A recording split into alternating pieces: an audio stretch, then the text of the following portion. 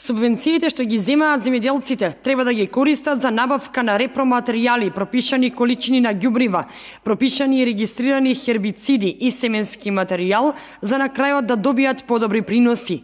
Ако не се јават многу ниски температури за време на цветањето и созревањето на оризот, би требало и годинава да имаме добри приноси, рече доктор Добре Андов и додава дека и претходните години често пати како проблем се јавува нискиот рандман.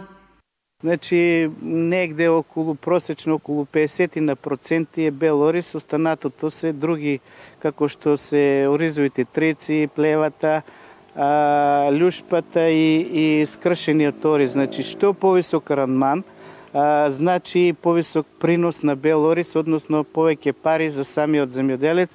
Значи, покрај стремежот на самиот земјоделец да направи високо производство на арпа, која се добива при жетвата, треба да има и повисок рандман.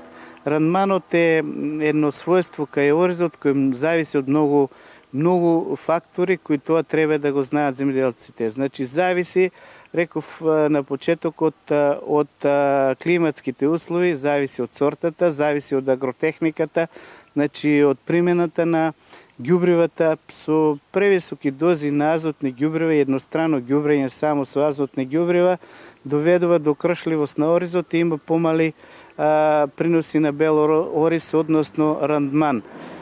Исто така, рандманот го определува и самата сорта, додава доктор Андов, односно кај сортите кои што имаат подолга вегетација, тогаш ризикот со задоцнување е можен и може да се добие оризова арпа која што има помал рандман. Затоа Андов препорачува, доколку од било кои причини се задоцни со сеидбата, земјоделците да одбираат сорти со пократка вегетација, за да не се одрази на приносот на бел ориз.